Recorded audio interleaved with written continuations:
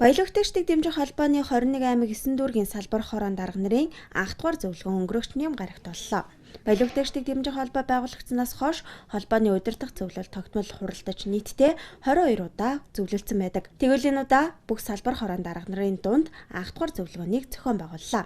Зөвлөгөөнөөр салбар хороодууд өнгөрсөн хугацаанд хийсэн ажлаа дүгнэн ярилцаж, цаашид хэрэгжүүлэх ажлын төлөвлөгөөг хэлэлцээ зогсоохгүй мөн шинээр батлагдах баялаг үтгэгчдийг дэмжих багц хуулийн төслийн талаар байр сууриа илэрхийлж байсан юм а.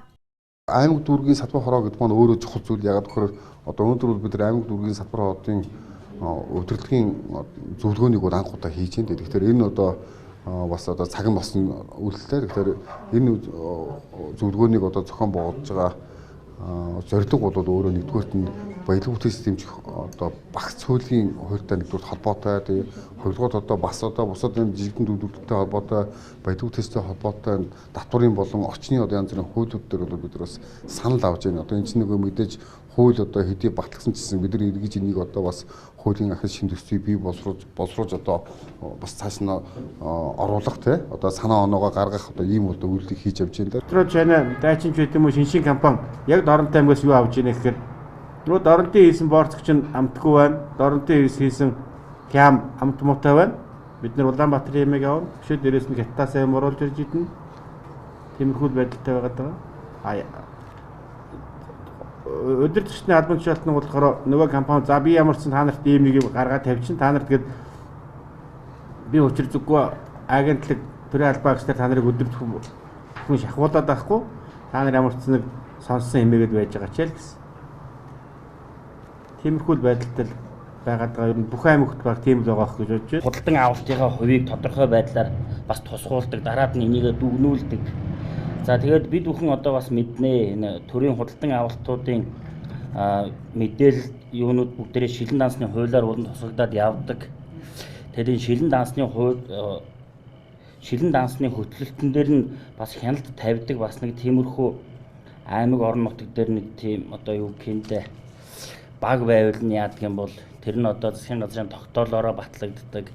Тэрэнд нь бас манай холбооноос бас өмнөх тогтоолууд дээр тусгагдсантай адилхан бас гишүүнчил орж ажилдаг. Энд одоо хуультай холбогдуулаад ямар хуулийг яаж хэрэгжүүлэх юм санал нь юу байна? Яг орон нутагт байгаа баялаг үтгэгчдийг эрх ашигыг яаж энэ хуулиар хамгаалах юм? Тухайн орон нутагт нь одоо тухайн аймгийн баялаг үтгэгчдийн бараа бүтээгдэхүүн яаж худалдаж авах юм? За нийслэл буюу одоо Улаанбаатар хотод бол нийслэлүүд буюу яамдууд нь яаж энэ төрийн худалдаа авалтанд оролцох юм? Төрийн худалдаа авалт нэлээд анхаарал татаж хүн болго ярьж байна. Энэ бол хамгийн эмзэг сэдв болчиход байна шүү дээ. Одоо жишээ нь хэдэн хувийн дотоодын үйлдвэрээс авах хэрэгтэй гэсэн бүр код тогтоож өгдөг юм. Эсвэл тэр худалдаа авалт хийгээгүй дарахад ямар хариуцлага тооцох гэж гэдэг юм. Ийм одоо заалтуудыг оруулах зүйтэй гэж хүмүүс их ярьж байна. Баялаг үтгэгчдийн санаачлах нийгмийн шаардлагаар байгуулагдаж байсан баялаг үтгэгчдийг дэмжих холбооны дуу хоолой төрж улсын хурал засгийн газрын хэмжээнд яригдж баялаг үтгэгчдийг дэмжих багц хуулийн төсөл боловсруулагдаж эхэлсэн. За тэгвэл уг хуулийн төслийн ажлын хэсгийн дэд дараагаар баялаг үтгэгчдийг дэмжих холбооны ерөнхийлөгч Даваа Баяр, ажлын хэсгийн гишүүнээр холбооны удирдах зөвлөл Бат Дэлгэр, нарийн бичгээр удирдах зөвлөлийн гишүүн Дулманаар ажиллаж байна. За тэд шинээр батлагдах баялаг үтгэгчдийг дэмжих хуулийн төслийн талаар зөвлөгөөний үеэр танилцуулж ирсэн юм а. За энэ удаа бол засгийн газрын 42 доод тогтоолд засгийн газрын хэрэглэх газрын 106 дугаар тушаалын дагуу үндэсний хөгжлийн газрын дараагаар ахлуулсан ажлын хэсэг гараад ажилд орсон байгаа. За энэ ажлын хэсэг нь болохоор баялаг үтгэгчдийг дэмжих цогц бодлого, хуулийн төслийг боловсруулж засгийн газарт өргөн барих 10 сая нэгэн дотор өргөн барих ийм ажлын хэсэг байгаа. Энэ хүрээнд өнөөдөр манай баялаг үтгэгчдийг дэмжих холбоо аймаг дүүргийнхаа салбар хорон дарга нарын анх дахь зөвлөгөөнийг хийж байна. Манай холбоо бол гишүүдийн үйлчлдэг холбоо. Тийм учраас одоо аймаг сум дүүргээрээ дамжуулаад маш олон гишүүдтэй тэднийхээ санаа бодлыг сонсох, хуулийн төсөл одоо ямар саналуудыг яаж оруулах санал хүсэлтэй байгаа. Тэр талаар өнөөдөр анх дахь хуралдаанаа хийж байна да.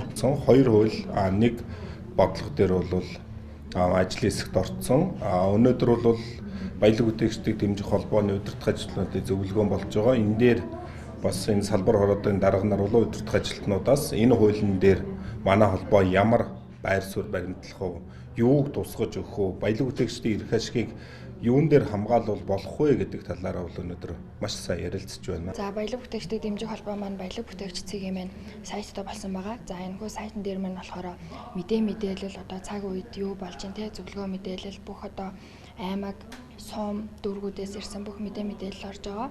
Тэгээд энэ баялаг бүтээгч цэгийн маань сайтаас одоо тэг хүн болгонд нээлттэй мөн олон улсын одоо нөгөө нэг одоо яг ямар арга хэмжээ болж ийн олон улсаас туршлагатай одоо туршлага судлахтай ерөнхийдөө бол маш их тийм одоо цогц мэдээллийг авах боломжтой болж байгаа. Мөн энэ үеэр салбар хорооныхон тамга тэмдгээ гартаа авч амжаагүй байсан Банхангай, Налайх, Чингэлтэй дүүргийн баялаг бүтээгчдийн дэмжих холбооны салбар хороон дарга нар тамга тэмдгээ гартаа авлаа.